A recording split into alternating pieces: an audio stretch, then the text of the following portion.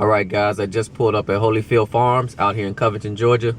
About to go in and pick up the pig for the pig roast. Alright, I'm just getting some of this fat and silver skin off of these hams back here so I can set up some kind of bark at 8 o'clock in the morning. And I ain't got no coffee either. Alright, so basically all I'm doing is taking this silver skin off. Same process when you're smoking shoulders and butts and you're smoking. You gotta take this off or you won't get a bark. That's the silver skin. This right here is Bertha. She's 83 pounds, 93 pounds rather. She's not that big. Alright. It's real tedious and time consuming, but if you want to get a bark, you got to get it off of there. Some of the skin you want to try to pull back to expose some more of this ham, and also to get off a lot of this fat that's back here. Nice little sharp fillet knife does the trick. Basically just exposing all this inner skin, inner meat, so that smoke can penetrate it. Alright, basically take off all of this.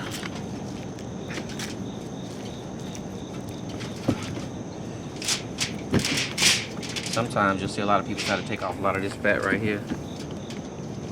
You can if you want to. Some of it's gonna render off when you're cooking it. But if you got time, go ahead and get under there as much as you can. And try to expose as much of that ham as you can, so all of it can get a nice smoke.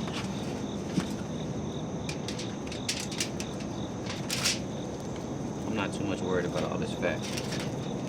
I'm really just want to expose this ham back here. Just during the cooking process, you don't want it to dry out. So you might actually want to just slap it back over. But you still want to be able to expose it.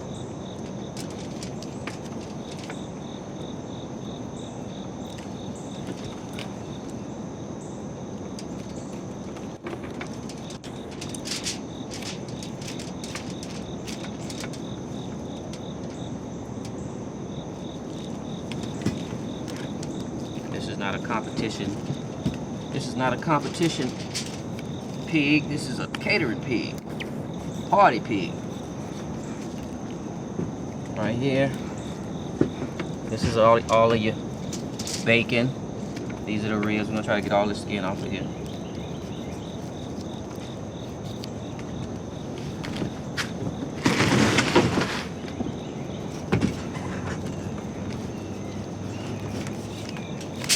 A lot of it you can pull off with your hands. A lot of it you got to get up under there. Good sharp knife. Just pull it. Go like that. You want to expose as much of the skin as possible.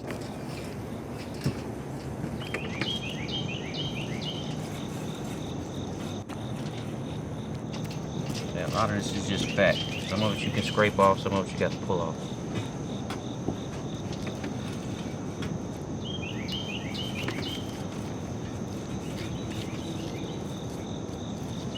These right here are your tenderloins. You don't want to do too much to them. You just want to get some of this silver skin off of them.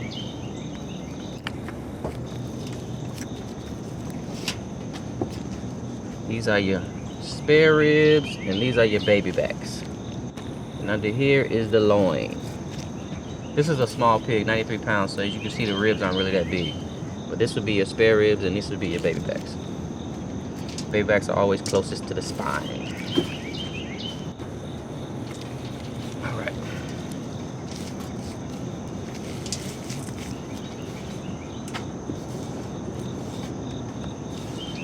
And again, this is all of your bacon meat under here.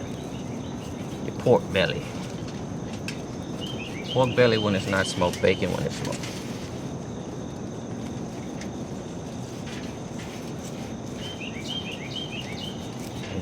get all that fat out. Right. Some of this fat I'm not worried about. Like I said, this is a party pig. It's not a competition pig, so it'll all cook off. Some of it will.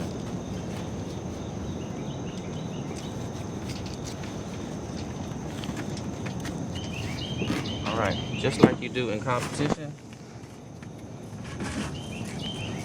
when it comes to ribs, you gotta skin them. Get under that membrane.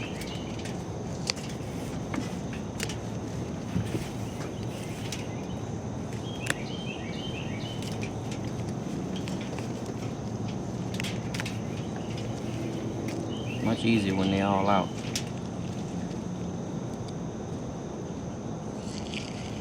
Just get you a little bit under. Just try to work your way around.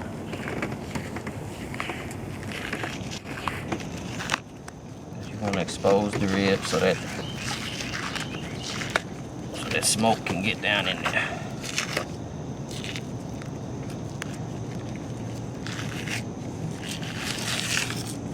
And that's it.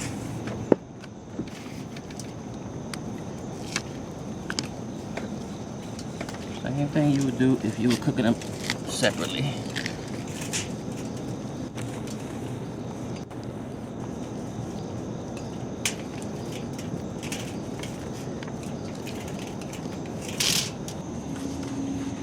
Just still cleaning it up.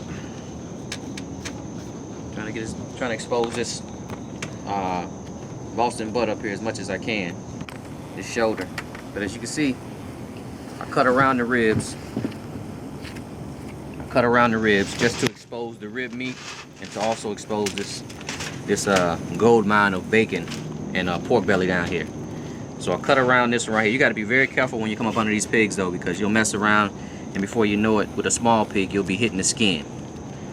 And you don't want to do that. You don't really want to expose. You don't want to expose the skin.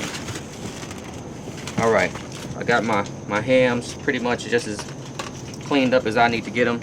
Like I said, this is a catering event. This is a party pig. This is not a competition pig.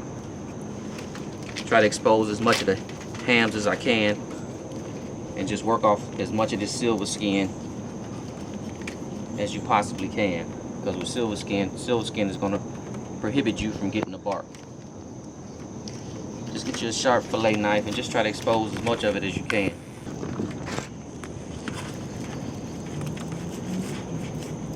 And these right here are your loins. These are your loins. These are your hams. These are your ribs, your baby backs, your spares, and under the spine right here is your loin. Up here you got that jowl meat, and up here you have your Boston butts, and then you got your shoulders. And I'm just trying to expose them as much as I can so I can get that smoke in there. It's two. Injector. I don't have my big injector, so I might have to use this little small one. But just get in that ham as much as you can. Try not to poke too many holes, because the more holes you poke, the more ways the injection has to escape. Just try to use one hole and try to go as many different places in that one hole as you can.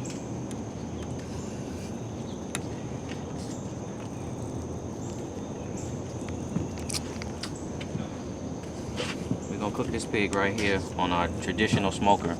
If you were using something like a La Caja China, you want to make sure you don't put sugar in your rub or in your injection, because that smoker gets extremely hot, that roaster gets extremely hot, and it will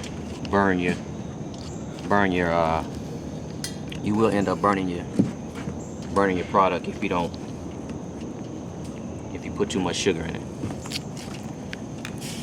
A lot of times what I do is I'll use a La Caja China as the last step in my roast. I'll do everything I need to do. I'll smoke it up on my smoker, and then at the end I'll finish it off on a La Caja China, because it'll finish it off and give it much faster, and it'll also give me a crispy exterior, which a lot of people like to eat the pig skin. So,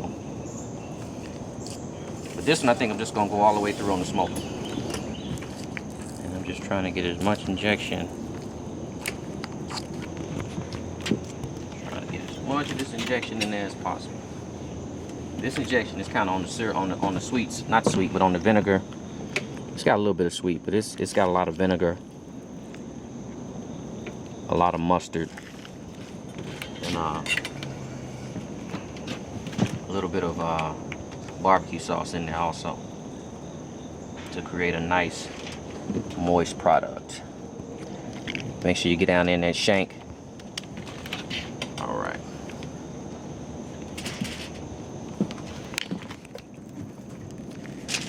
Okay. Now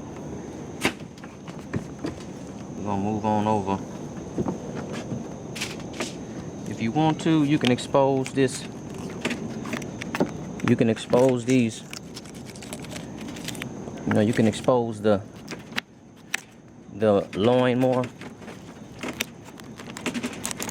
Kind of sawing through here. I'm gonna kind of use the ribs a little bit to protect it, but I will kind of open it up a little bit down here. And just get down in there. Now I'm gonna inject my loins. Try not to pop them, because these loins will pop if you put too much injection in them. So you just want to put just enough. When you see them raising up, see like that one, it kind of popped on me. You don't want to put too much injection in the loins. Just enough to keep them nice and moist while you're cooking.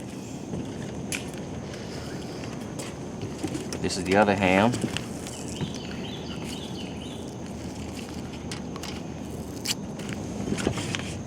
All right, we got them laid out.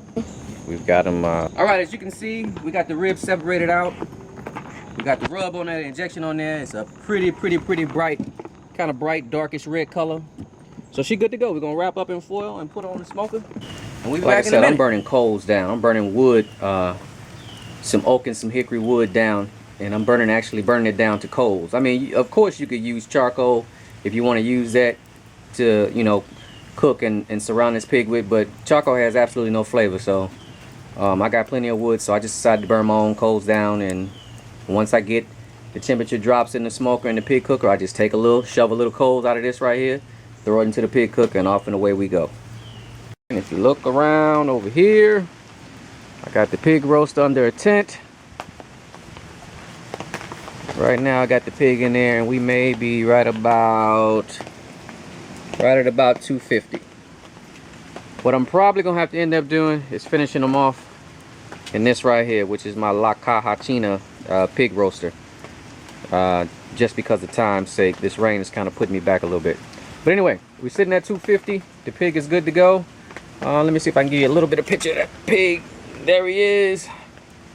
He's got a long ways to go, and we got a few more. We got a couple of hours more to go.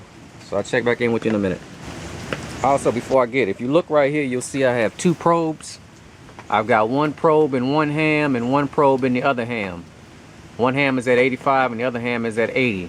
But you wanna tempt those hams, because that is pretty much the deepest, most dense part of the pig, especially with this one. That's a 95 pounder. So you want to make sure you cook those all the way through. And so once I get them to a certain temperature, I'm going to wrap them all up, and I'm going to put these one of these temperature gauges into the shoulders. I actually had it in the shoulder earlier, and the shoulders are reading pretty good, so I took it out and put it in the back of the butts. But again, you want some digital thermometers to keep track of this pig, because you don't want to keep opening it up. And as you can see, I don't have to open it up. It's got some heat resistant coils that go right into the back of, with some thermometers on the back that go right into the back of the pig. Alright, this is the finished result of the pig right here. We had to end up finishing them off in the pig cooker. And there she is right there. Big Bertha, she's done. 95 pounds of pork action. You see her bubbling right there? That's crispy skin right there. That's what you want if you're cooking a pig roast. You know, the Cuban way, that is. But we smoked him for about 7 hours, so he good and smoky. All right.